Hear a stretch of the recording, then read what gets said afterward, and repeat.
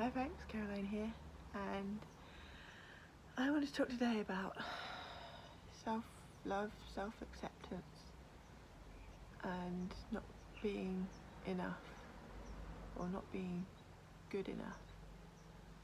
So this is a journey that I'm on right now. I think I've come to the conclusion that the biggest thing that's holding me back in my life, that's stopping me from having the things that I want, is not feeling good enough. So I've been doing some work over the last week or so, specifically to try and look at this and work out what I can do about it. And a couple of things I've looked at.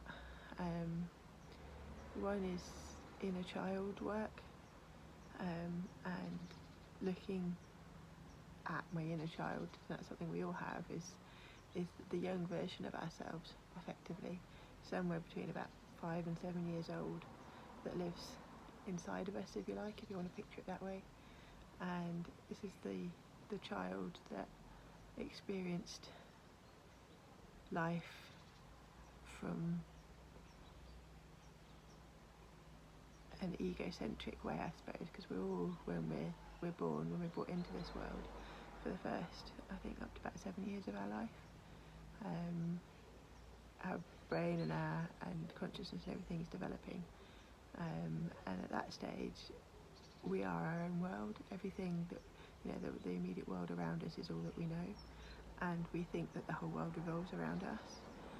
Generally that's just the way our brains are developed, and so the biggest influences in our life at that point, which is normally our parents and our teachers and our near family or whoever we spend most of our time with, we base our entire belief system on observing the world around us and how we feel and respond to it. And stuff happens when we're a child, and we think if it's good, we think brilliant, it's because of us. If it's bad, we think also it's because of us. So we take on feelings of, in my case, not being good enough, just due to events that happened in my childhood. Now, I don't know what those events were specifically yet, but that belief that I am in some way defective or not whole, or there's something wrong with me, or there's something missing, I've now come to realise a pattern that's played out throughout my whole life and held me back massively. Now, I'm sharing this because I know I'm not alone. I know this is something that a lot of people suffer with, whether they're aware of it or not. And so I want to share my journey of attempting to heal this in the hope that it might help somebody else. So yeah, inner child work is one area I'm looking at the moment. And the other thing I've just started reading is a book, or listening to a book, called Radical Acceptance, by a lady called Tara Brach, Brach, and it's kind of based on Buddhist teachings, and I only first chapter or so, I haven't listened to much of it yet, but what I have heard so far, it's like she was talking to me, it's like she was talking about me. Just all the things she talked about in the way that these feelings manifest in our lives, and it all goes back to this feeling that we are separate from other people, and that we are in some way defective, and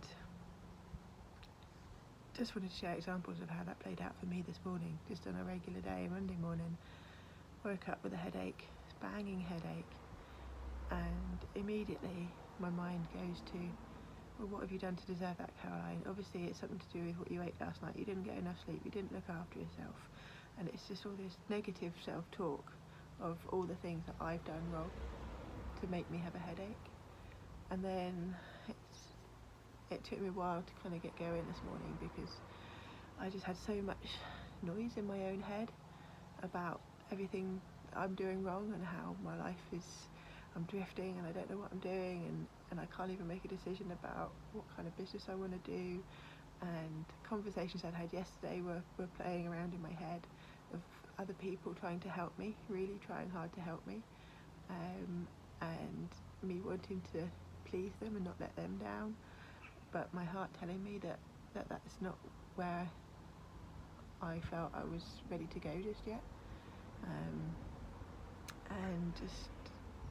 but not trusting myself enough to listen to my heart and thinking, well, perhaps they're right and I'm wrong, and then it plays out in lack of self-belief and self-doubt, and this has been a pattern for me now over the last 2 months or so. It's just constantly, every time I try and take a step forward, I get pulled back into this whirlwind of are you sure, Caroline? Why everyone else is saying this, or everyone else is doing that, or people are suggesting this, and why aren't you listening? But another part of me saying, no, but that's not right for you, Caroline. You know in your heart what you're doing, and you've got to follow your heart. And it just takes so much energy to have this constant battle and this constant talk in my head. And it goes back to, I've been doing the inner child stuff. I've been reading this book, Radical Acceptance, and the other thing I'm doing is following a TV series called Exhausted, and it's about our bodies and the food that we eat and the exercise and stress and lifestyle and everything, and sort of like biologically, physiologically, how what we put into our bodies and how we live impacts our energy. So it's all about energy levels, managing your own energy levels. And I've watched a few episodes of that, and it's been really interesting. It's been really educational, because I just don't understand. It's so long since I did biology studies at school, and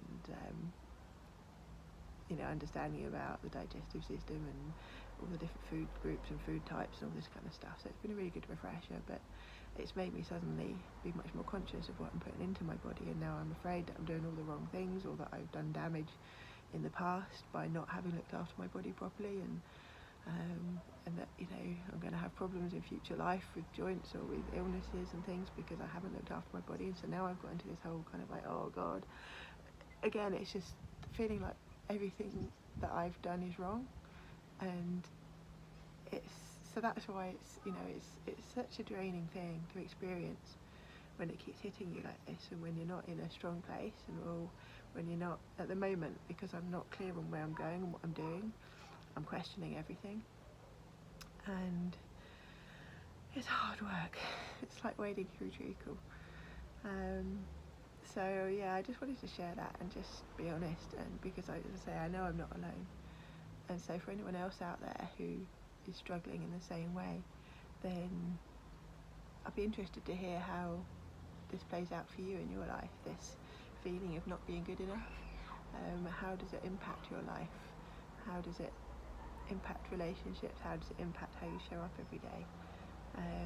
Because I think we can help each other to try and move through it and try and move past it, because I know it's possible to heal these wounds, if you like, in our past, and to learn to accept ourselves for who we are, perfectly imperfect, and as human beings. And I know we can get past this, and when we do, we'll be much freer to really let our light that's inside of us shine out, because that's what I want to do for myself, and that's what I want to help other people do, is to try and let go of these blockages that we have within our own mind that hold us back from our true potential. So yeah, let me know your thoughts, folks. Let me know how this impacts you, if it impacts you, or if it doesn't, if you're one of in my world, you're one of the lucky ones who has always felt confident and worthy and self-assured, and never had any trouble showing love to other people or showing vulnerability. Then I'd love to hear your side of it too. So do let me know, do post in the comments below, and let's start this conversation. Alright folks, have a lovely day, love to you all, and I'll see you in the next video. Bye bye for now.